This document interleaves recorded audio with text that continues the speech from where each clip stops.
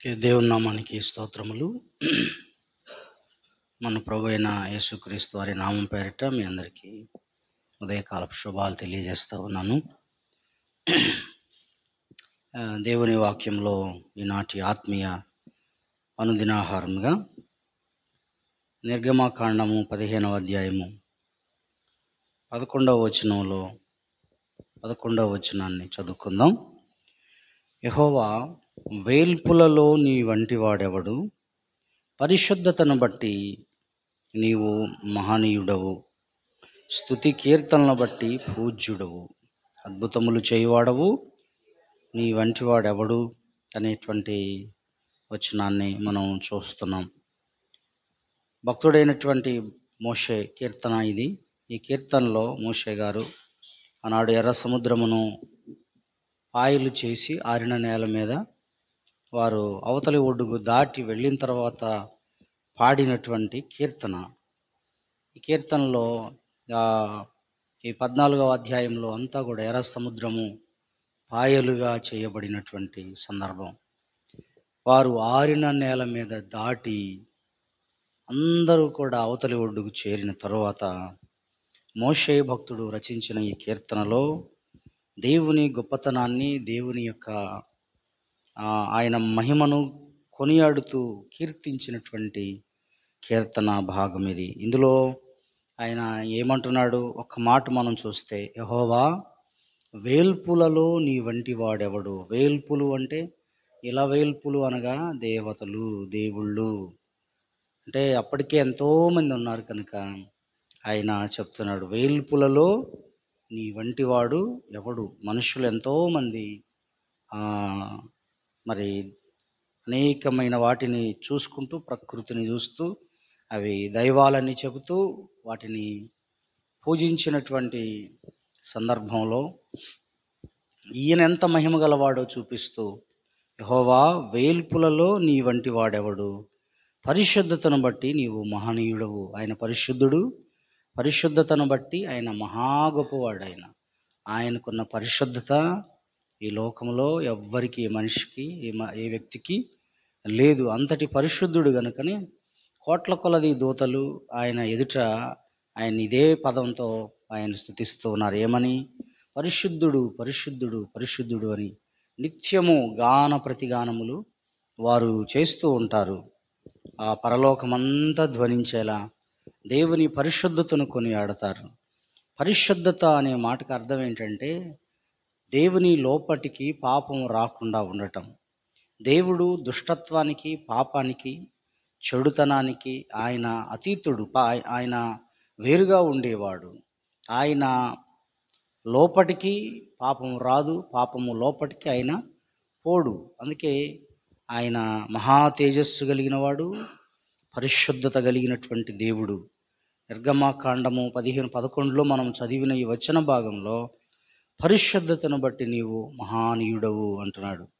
లేవియాకాండం 19:2లో దేవుడు పరిశుద్ధుడు గనుక మీరు కూడా పరిశుద్ధులుగా ఉండుడి అని రాస్తాడు లేవియాకాండం 19:2లో.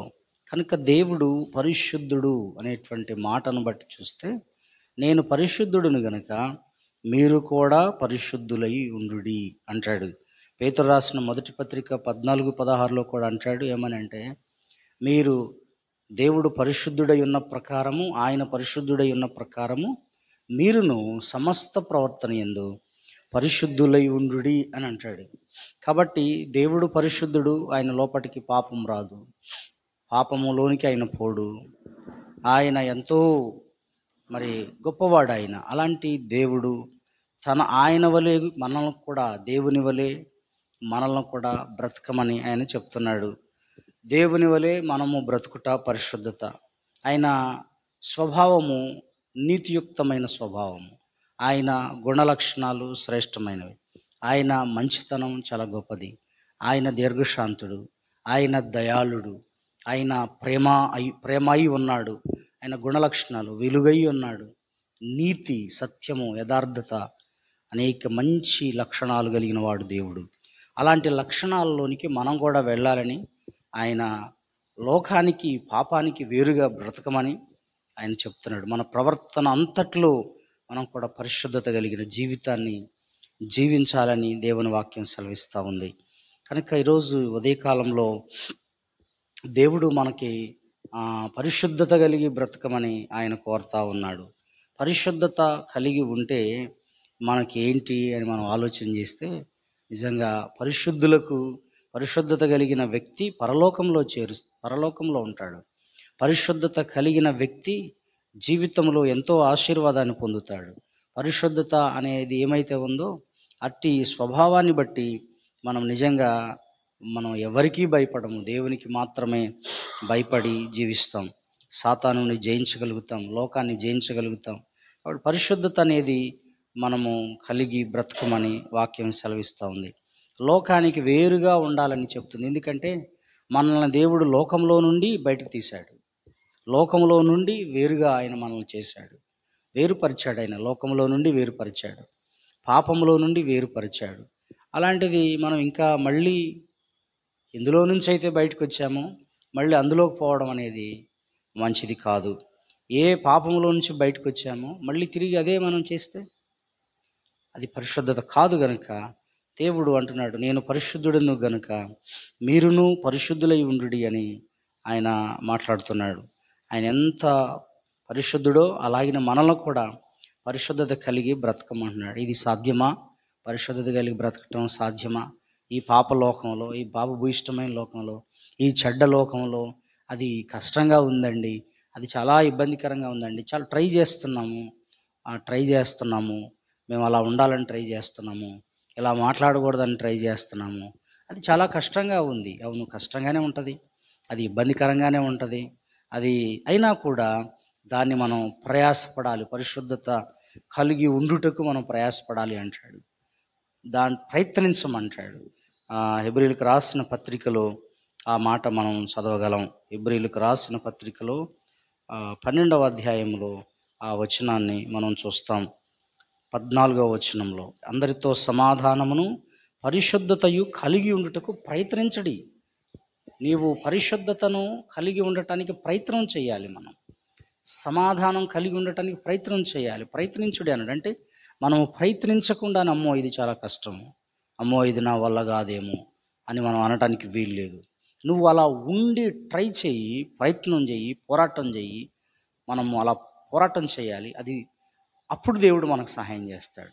నా కుమారుడు, నా కుమార్తె పరిశుద్ధత కలిగి ఉండటానికి, నావలే ఉండటానికి, నాకులాగా తయారు కావడానికి వాళ్ళు చాలా ట్రై చేస్తున్నారు, కానీ వాళ్ళకు కుదరట్లేదు అని దేవుడు మనకు సహాయం చేస్తాడు. పరిశుద్ధాత్మ దేవుడు మనల్ని పరిశుద్ధపరుస్తాడు. ఇంకా ఆయన మనకు సహాయం చేస్తాడు.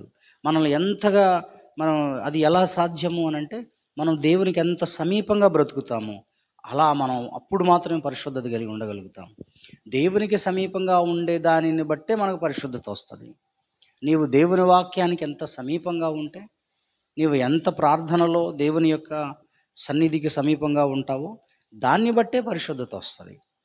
కాబట్టి అప్పుడు ఆయన మనల్ని ఏం చేస్తాడు? పరిశుద్ధపరుస్తాడు, పవిత్రపరుస్తాడు.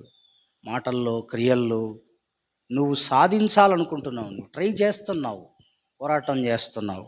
దేవా, నేను ఇలా నీకులాగనే నువ్వు చెప్పావు కదా ప్రభువా, నేను ఇలా ఉండాలని చెప్పావు కదా, నేను అలా ఉండటానికి ప్రయత్నం చేస్తున్నాను, కానీ నాకు సాధ్యం కావట్లేదు ప్రభువా, నాకు ఆ శక్తినివ్వయ్యా అని అన్నప్పుడు ఆయన మనకు సహాయం చేస్తాడు. ఆయన మనకు పరిశుద్ధత కలిగి బ్రతకటానికి ప్రయత్నం చేస్తాడు.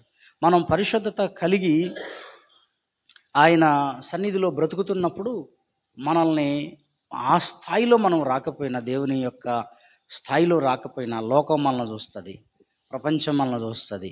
వీళ్ళు నిజంగా క్రైస్తవులు, వీళ్ళు నిజంగా దేవుని బిడ్డలు, ఇదిగో వీళ్ళు పరిశుద్ధత కలిగి బ్రతుకుతున్నారు అని మనల్ని చూసి ఇతరులు భయపడతారు. పరిశుద్ధత కలిగిన జీవితం ఉన్న వాళ్ళని చూసి ఏం చేస్తుందంటే లోకం భయపడిద్ది. పరిశుద్ధత కలిగినటువంటి జీవితము దేవునికి మహిమను తీసుకొస్తుంది. పరిశుద్ధత కలిగిన వ్యక్తులను చూచినప్పుడు శోధకుడు భయపడతాడు. కనుక ఈ ఉదయకాల సమయంలో మనము మన జీవిత కాలం అంతా పరిశుద్ధత కలిగి బ్రతకటానికి ప్రయత్నం చేయాలి. లేకపోతే దేవుని నామానికి భయంకరమైన అవమానం వస్తుంది. ఈనాడు మనం లోకంలో చూస్తున్న క్రైస్తవ లోకంలో ఇటువంటి పరిశుద్ధత అనే పరిశుద్ధతను కలిగి ఉండకపోవటం వల్లనే దైవనామానికి ఎంతో దూషణ కలుగుతుంది. ఎంతో చెడ్డ పేరు మనం తీసుకొస్తున్నాం. కానీ అలా ఉండటానికి వీల్లేదు. ఈ ఉదయ కాలంలో దేవా, నా జీవితంలో నేను పరిశుద్ధత కలిగి ఉండటానికి అయ్యా నాకు సహాయం చేయమని మనము ప్రార్థించాలి. ఎందుకంటే ఆయన మనకు సహాయం చేస్తాడని వాగ్దానం చేశాడు. ఎక్కడ మనం చూస్తే యోధా పత్రికలో అంటాడు, యోధా పత్రికలో ఒకే అధ్యాయం ఉంది. యోధా పత్రికలో ఆయన మనలో నిర్దోషులుగా నిష్కల్మషంగా నిలవబెట్టుటకు శక్తి గలవాడు అని అంటాడు. యోధా రాసిన పత్రికలో 24వ వచనంలో, తొట్టిల్లకుండా మిమ్మును కాపాడుటకును తన మహిమ ఎదుట ఆనందముతో మిమ్మును నిర్దోషులనుగా నిలవబెట్టుటకు శక్తి గల మన రక్షకుడైన అద్వితీయ దేవునికి. చూడండి, చదువుకునే వాక్యంలో భక్తుడైన యోధా గారు కూడా అంటున్నాడు ఏమనంటే, తొట్టిల్లకుండా మిమ్మల్ని కాపాడుతాడు ఆయన. అంతేకాకుండా తన మహిమ ఎదుట ఆనందముతో మిమ్మను నిర్దోషులనుగా, నిష్కల్మషులుగా, నిష్కపటంగా మిమ్మల్ని ఉంచే శక్తిగల దేవుడు ఆయన ఉన్నాడు. ఆయన చేస్తాడు మనల్ని. కానీ మనం ఏం చేయాలి? పరిశుద్ధతకు ప్రాధాన్యత ఇవ్వాలి, ప్రయత్నం చేయాలి. పరిశుద్ధత కలిగి ఉండటానికి మనం ఎల్లవేళలా మనం ప్రయత్నం చేసినప్పుడు ఆయన మనకు సహాయం చేస్తాడు. పరిశుద్ధాత్మ దేవుడు సహాయం చేస్తాడు. దేవుని వాక్యం ద్వారా పరిశుద్ధపరచబడతాం. పరిశుద్ధాత్మ దేవుడు మనల్ని పరిశుద్ధపరుస్తాడు. అనేక రీతులుగా దేవుడు మనల్ని పరిశుద్ధపరచి మన జీవితాలను కడిగిన ముత్యంలాగా అనేకులు ఎదుట నిలవబెడతాడు. ఆయన ఒక మురికిలో ఉన్నటువంటి ముత్యాన్ని బయటకు తీసి కడిగి చూపించినట్లుగా నిర్దోషులుగా ఆయన మనల్ని నిలవబెడతాడు. అప్పుడు మనల్ని చూచినటువంటి వారు భయపడతారు, ఎందుకంటే ఆనాడు యెహోషువ గ్రంథములో మీరు చదివినప్పుడు యెహోషువ గ్రంథములో రాహాబ్ అనే వేశ్య గురించి చూస్తాం. యెహోషువ గ్రంథం 2వ అధ్యాయం 9 నుంచి 13 వచనాల్లో విశ్వాసులమైన మనం పరిశుద్ధంగా ఉంటే ఎలాంటి భయం ఇతర ప్రజల్లో కలుగుతుందో అక్కడ రాశాడు. రాహాబ్ అనే వేశ్య యెహోవా దేవుని అద్భుత కార్యాలని విన్నారు, చూచారు. ఇశ్రాయేలీల పట్ల దేవుడు చేసిన సూచక్రియలను గురించి వారు విన్నారు. ఆ ప్రజల గురించి విని రాహాబ్ అనే వేశ్య మారిపోయింది. ఈ 2వ అధ్యాయం 9-13 వచనాల్లో ఒకసారి అది చదువుదాము మనము ఆ వాక్యాన్ని. యెహోవా ఈ దేశమును మీకు ఇచ్చుచున్నాడనియు, మీ వలన మాకు భయము పుట్టుననియు, మీ భయము వలన ఈ దేశ నివాసులందరికీ ధైర్యము చెడుననియు నేను ఎరుగుదును. ఏమంటుంది? ఈ దేశాన్ని మీ దేవుడైన యెహోవా మీకు ఇస్తున్నాడని నాకు తెలుసు, నాకు అర్థమైంది. మీ వలన మాకు భయము పుట్టుననియు, మీ భయము వలన ఈ దేశ నివాసులందరికీ ధైర్యము చెడిపోతుంది. ఇప్పటికే వారి నీడను వారే చూసి భయపడిపోతున్నారు. అమ్మో, ఇశ్రాయేలీల మీదకి వచ్చేసారా, దగ్గరకు వచ్చేసారా వాళ్ళు అని భయపడిపోతున్నారు. మీరు ఏమేమి కార్యాలు దేవుడు చేశాడో అవన్నీ విన్నప్పుడు మా గుండెలు కరిగిపోయాయి. మీ దేవుడైన యెహోవా పైన ఆకాశమందును క్రింద భూమి యందును దేవుడే, మీ ఎదుట ఎట్టి మనుషులకైనా ధైర్యం ఏమాత్రమును ఉండదు అని ఆమె రిక్వెస్ట్ చేస్తుంది. అయ్యా, ఆ వేగుల వారితో చెబుతుంది ఏమని?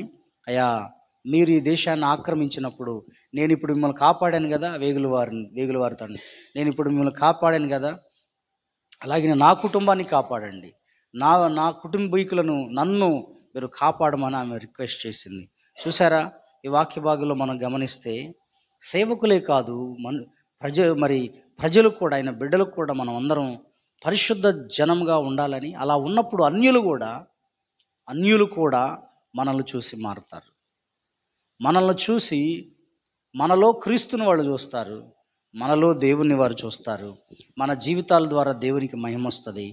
గుండెలు కరిగిపోతాయి, వాళ్ళు భయపడిపోతారు.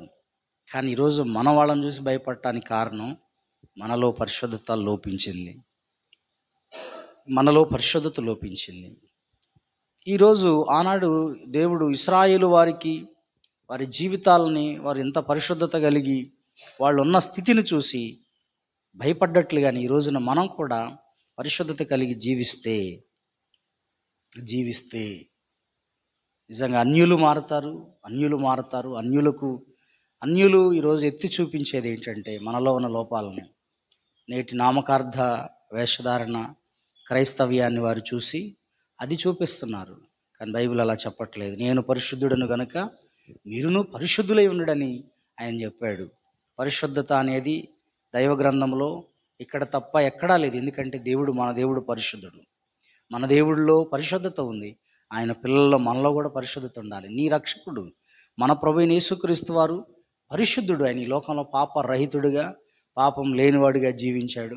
అలాగే ఆయన్ని అనుసరించే మనం కూడా అలాగ బ్రతకాలని బైబిల్ తెలియజేస్తూ ఉంది. అలాంటప్పుడు అలా ఉన్నప్పుడు అన్యులు కూడా మార్పు చెందుతారు. అన్యులకు కూడా మనం భయం కలుగుతుంది.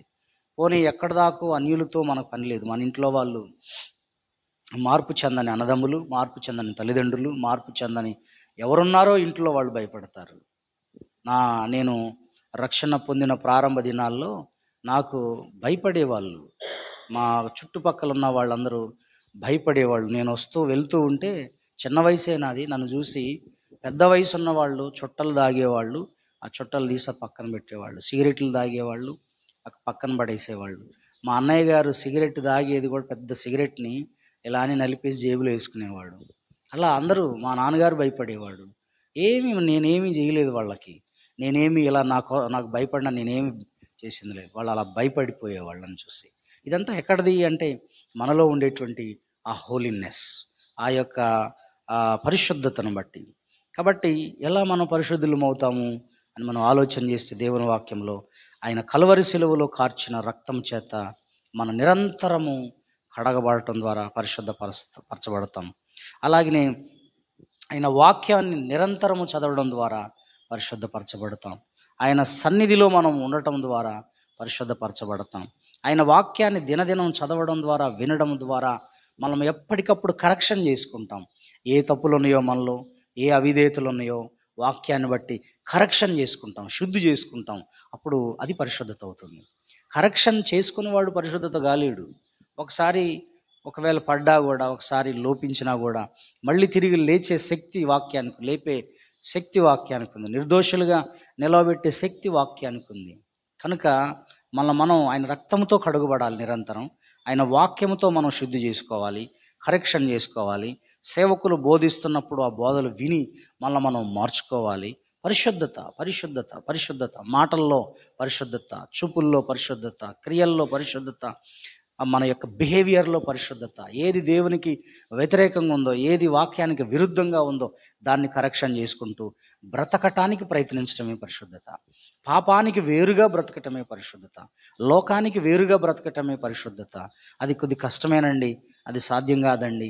లోకంలో మేము బతుకుతున్నాం కదా, లోకంలో మా చుట్టూ మనుషులు రకరకాల వాళ్ళండి, శోధిస్తారు, టెంప్టేషన్స్ కలుగుతాయి, లాగుతారు మమ్మల్ని, అందులోకి తీసుకొని పోవాలని ప్రయత్నిస్తారు.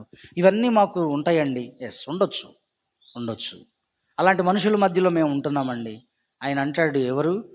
యెషయా గారు, అయ్యో ప్రభువు యెహోవా, నేను అపవిత్రమైన పెదవులు గలవాడినయ్యా, అపవిత్రమైన పెదవులు గల మనుషుల మధ్య బ్రతుకుతున్నానయ్యా, అయ్యో నేను ఎట్లా ప్రభు అని అన్నప్పుడు ఆయన దేవుడు ప్రాయశ్చిత్తం చేశాడు. యెషయా 6వ అధ్యాయంలో మనం చూస్తాం. కారుతో తీసిన నిప్పు, కెరూబుల్లో ఒకడు తీసుకుని వచ్చి ఆ నిప్పును తీసుకొచ్చి పెదాలకు తగిలించినప్పుడు, ఆ పెదవులకు తగిలినప్పుడు పెదవులు ప్రాయశ్చిత్తం చేయబడ్డాయి. పెదవులు పరిశుద్ధం అయిపోయింది. దేవుడు అండి మనల్ని పరిశుద్ధపరిచేది. మనం ఎందుకు భయపడాలి? దేవుడు మనకి ఎలా మనల్ని పరిశుద్ధపరచటానికి ఆయన సిద్ధం చేసిన సరంజామం మనకుంది. ఆ యొక్క మెటీరియల్ మనకుంది. మనల్ని ఎలా పరిశుద్ధపరచాలో ఆయనకు తెలుసు. కాబట్టి ఆయన అలా ఉండటానికి మనం ప్రయత్నం చేయమని బైబిల్ తెలియజేస్తూ ఉంది. దేవుడు పరిశుద్ధుడు. ఆయన బిడ్డలమైన మనం కూడా పరిశుద్ధత కలిగి ఉండటానికి ప్రయత్నం చేయాలి. ప్రయత్నం చేయకపోతే తప్పు. ఇంకా అది మన వల్ల కాదులేండి అనేది కాదు. ప్రయత్నం చేయి.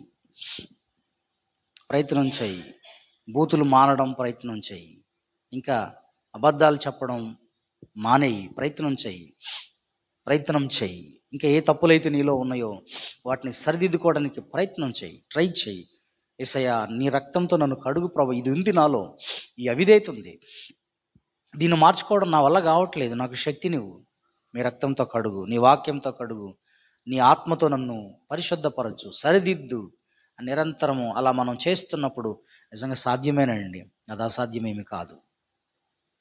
అదే మార్పు. ఆ మార్పును చూసినటువంటి ప్రజలు ఆ మార్పును చూసినటువంటి వ్యక్తులు నిజంగా దేవుని మహింపరుస్తారు. చుట్టుపక్కల వాళ్ళు దేవుని మహింపరుస్తారు. చుట్టుపక్కల వాళ్ళు మనకు భయపడతారు. నీ దేవుడు గొప్పవాడని అంటారు మనల్ని చూసే. నిన్ను చూసి కాదు, నీ వ్యక్తిత్వాన్ని చూసి. దేవుడు నీవు సేవిస్తున్న దేవుడు ఇంత గొప్పవాడా అని అనాలి అని అంటే మనం ఉండేదాన్ని బట్టి ఉంటుంది. కనుక ఉదయకాల సమయంలో దేవుడు యెహోవా వేల్పులలో నీ వంటి వాడెవడు, పరిశుద్ధతను బట్టి నీవు మహానీయుడవయ్యా, స్తుతి కీర్తనలను బట్టి నీవు పరిశుద్ధుడవు, స్తోత్రార్హుడవు, ఆరాధనకు యోగ్యుడు అని భక్తులు అక్కడ కీర్తించారు. పేతురు గారు కూడా ఏం రాస్తున్నాడు, నేను పరిశుద్ధుడనయ్యున్నాను గనుక మీరును సమస్త ప్రవర్తన యందు పరిశుద్ధులై ఉండండి అని ఏదైతే పాత నిబంధనలు చెప్పాడో భక్తుడు మోషే గారు, దాన్ని అక్కడ ఆయన ఉటంకించి చెప్పాడు. కనుక మనము మన జీవితాలని ఈ దినమంతా, ఈ పగలంతా, ఈ రోజంతా, మనం బ్రతుకాలం అంతా మనము ప్రభువా నన్ను పరిశుద్ధపరచవా, నేను పరిశుద్ధంగా ఉండటానికి నాకు సహాయం చేయవా, నాకు కృపనివ్వవా ప్రభువా, నా కన్నుల విషయంలో పరిశుద్ధత కలిగి ఉండాలి, నా నోటి మాటల విషయంలో నేను పరిశుద్ధత కలిగి ఉండాలి, ప్రభువా నాకు సహాయం చేయవా, నా హృదయము పరిశుద్ధంగా ఉంచుకోవడానికి నేను ప్రయత్నిస్తానయ్యా, నాకు సహాయం చేయవా అని మనం ప్రార్థన చేసుకుంటే నిజంగా ఆయన పరిశుద్ధపరుస్తాడు. ఆయన తప్పనిసరిగా మన జీవితాలకి అట్టి కృపను దయచేస్తాడు. దేవుడి మాటలు దీవించి ఆశీర్వదించి కాపాడును గాక. ప్రార్థన చేసుకుందాం. పరలోక తండ్రి, పరిశుద్ధుడవు, పరిశుద్ధుడు, పరిశుద్ధుడని నిత్యము కోట్ల కొలది దూతల చేత ఆరాధించబడుతున్న దేవా, మీకు స్తోత్రాలు చెల్లిస్తున్నాం. వేల్పులలో నీ వంటి వాడెవడయ్యా? అయ్యా, నీవు పరిశుద్ధతను బట్టి మహానీయుడవు, స్తుతి కీర్తనను బట్టి పూజ్యుడువయ్యా, నీవు ఆరాధనకు యోగ్యుడువయ్యా అన్నాడు మోషే. ఇశ్రాయేలు ప్రజల అందరి కన్నుల ఎదుట నీ మహిమను కనపరిచావయ్యా, నీ మహిమను కనపరిచావు తండ్రి. ఎర్ర సముద్రమును పాయలు చేసి ఆరిన నేల మీద వారు నడిపించిన శక్తిగల దేవానికి స్తోత్రములు. వేల్పులలో నీ వంటి వాడెవడయ్యా? వేల్పులలో నీ వంటి వాడు ఎవడు? నీవు నాయనా పరిశుద్ధుడవయ్యా. పాపము అనే దానికి ఎంతో నాయనా వేరుగా ఉన్నటువంటి గొప్ప దేవుడవు నాయనా, మీకు స్తోత్రాలు. రక్షకుడా, నీకు స్తోత్రాలు. ఈ లోకంలో ప్రభువా నీవు ఉన్నప్పుడు 33.5 సంవత్సరాలు జీవించిన కాలంలో, భూమి మీద నీవు బ్రతికిన కాలంలో ప్రభువా, శరీరధారిగా ఉన్న దినాల్లో ప్రభువా, ఈ లోకమంతా పాపంతో నిండి ఉన్నప్పుడు, పాపము కలిగిన మనుషుల మధ్య జీవించినప్పుడు, పాపుల మధ్య మీరు భోజనం చేశారు ప్రభువా, పాపుల మధ్య తిరిగారు ప్రభువా. కానీ పాపం మీలోనికి రానివని పరిశుద్ధుడువయ్యా. అందుకే మీరు అన్నారు, నాలో పాపం ఉన్నదని మీలో ఎవరు స్థాపిస్తారు అని. అంతటి పరిశుద్ధుడవు ప్రభువా, నిష్కల్మషుడుగా బ్రతికావు, నిర్దోషిగా ఈ లోకంలో ఉన్నావయ్యా. అందుకే బలహీనులమైన పాపులమైన మమ్ములను మీ రక్తంతో కడిగి కొని నాయన మమ్ములను ఇలా బ్రతకండి అని చెప్తున్న దేవుడు ప్రభువా. కానీ మాకు సాధ్యం కావట్లేదయ్యా, మాకు అది కష్టంగా ఉంది ప్రభువా. అది పడిపోతున్నామయ్యా, తొట్టిల్లిపోతున్నామయ్యా. ఆయా సందర్భాల్లో బలహీనమైపోతున్నామయ్యా. శోధనలు చూసినప్పుడు, కష్ట నష్టాలు వచ్చినప్పుడు, కడగండ్లు వచ్చినప్పుడు, ఇది మా వల్ల కాదులే అని మేము అయ్యా వెనక్కి తీసుకుంటున్నటువంటి వాళ్ళంగా ఉన్నాం. కానీ నాయన మీరు అంటున్నారు, లేదు, ఇది మీరు ప్రయత్నించండి, నేను మిమ్మల్ని నిర్దోషులుగా నిలవబెడతాను, తొట్టిల్లకుండా కాపాడుతానని మీరు వాగ్దానం చేస్తున్నారయ్యా. మౌనయ్యా, మమ్మలను ప్రభు తొట్టిల్లకుండా కాపాడండి, మమ్మల్ని నిర్దోషులుగా నిష్కల్మషులుగా నిలవబెట్టండి, మీ వాక్యముతో ఉదక స్నానం చేయించండి ప్రభువా. దినదినము మా జీవితాల్లో, నా జీవితంలో, మా అందరి జీవితాల్లో అట్టి కృపను దయచేయమని ప్రార్థిస్తున్నాం. తరచుగా మేము ప్రభు పడిపోతున్నామయ్యా, మాటల్లో, క్రియల్లో, చూపులు, ఆయా విషయాల్లో వచ్చేస్తుందయ్యా, మాలోనికి పాపం వస్తూనే ఉంది, దాన్ని మేము ఆపలేకపోతున్నామయ్యా. కానీ నీ వాక్యము మీ రక్తం చేత నిరంతరము కడగబడటాన్ని బట్టి మేము జాగ్రత్తగా ఉండగలుగుతాం. మీ వాక్యపు వెలుగును బట్టి మేము పరిశుద్ధంగా ఉండగలుగుతాం. మీ వాక్యం మమ్మల్ని కడుగుతుంది నాయన, శుద్ధీకరిస్తుందయ్యా. కాబట్టి నా హృదయములో, మా హృదయాలలో నీ వాక్యాన్ని నింపండి తండ్రి. మా కన్నుల్లో మీ రక్త ప్రోక్షణ ఉంచండి, మా చెవుల్లో మీ రక్త ప్రోక్షణ ఉంచండి, మా తలంపుల్లో మీ రక్త ప్రోక్షణ ఉంచండి. నాయనా సహాయము చేయండి అయ్యా. మమ్మల్ని చూచిన వారు నిన్ను చూచేటట్లుగా మా జీవితాలు ఉండాలి. ఆనాడు రాహాబు, ఎరికో ప్రజలు భయపడి గుండెలు కరిగిపోయాయని వాక్యంలో ఉంది. కానీ ఈనాడు మమ్మల్ని చూచిన వారు భయపడట్లేదయ్యా. కారణం మా జీవితాల్లో ఇదిగో పరిశుద్ధత లోపించింది, అపవిత్రతతో బ్రతుకుతున్నామయ్యా. అందుకే మమ్మల్ని క్షమించండి. ఈ దినమంతా మాకు తోడై ఉండి నాయన మిగిలిన జీవితం అంతా, మిగిలిన కాలం అంతా మా మరణం వరకు, నీ రాకడొచ్చు వరకు మేము పవిత్రత కలిగి ఉండుటకు ప్రయత్నించే వారిగా మాకు సహాయం చేయండి. పరిశుద్ధత కలిగి ఉండుటకు సహాయం చేయండి. నిర్దోషులుగా నన్ను మమ్మల్ని నిలవబెట్టండి. తొట్టిల్లిపోకుండా మమ్మల్ని నిలవబెట్టండి. అపవాది క్రియల్లో, అపవాది శోధనలలో, బంధకాలలో, చిక్కుల్లో మేము పడిపోకుండా పవిత్రతను కాపాడుకునే వాళ్ళంగా మాకు సహాయం చేయవా ప్రభువా. మమ్మలను ప్రభు కనికరించవా ప్రభువా. మా బలహీనతలను ఎరిగిన వాడవయ్యా. మా బలహీనతలు ఏంటో మాకు కొన్ని తెలుసు నాయన. అయ్యా, వాటిలో తరచుగా మేము పడిపోతున్నాం. మమ్మల్ని క్షమించి మీ రక్తంతో కడిగి శుద్ధీకరించమని ఈ దినమంతా మా ముందుందయ్యా.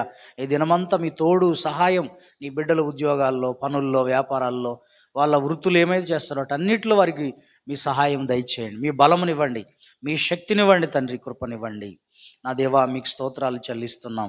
నా మట్టుకైతే ఇదిగో నాయన, నీ సేవకుడిగా నా ప్రాణ, ఆత్మ, శరీరాన్ని నీ సన్నిధిలో సమర్పించి ప్రార్థిస్తున్నాను, స్తుతిస్తున్నాను, నిన్ను ఆరాధిస్తున్నానయ్యా. తోడుగా ఉండండి మా పరిచర్యలో, సేవలో, నీ బిడ్డల పనులలో తోడుగా ఉండండి. సహాయం చెయ్యండి, మహిమ పొందండి. సంఘాన్ని చేరి వచ్చిన ఉదయకాల ప్రార్థనలో పాలు పొందుతున్న ప్రతి కుటుంబాన్ని మీరు దీవించి ఆశీర్వదించండి తండ్రి. వారు ఏ పనులైతే వారు చేస్తున్నారో ఆ పనులన్నిటిలో వారికి తోడై ఉండి నడిపించి మీరు మహిమ పొందగలరని యేసుక్రీస్తు వారి పరిశుద్ధ నామంలో ఈ ప్రార్థన సమర్పిస్తున్నాను తండ్రి. ఆమేన్, ఆమేన్.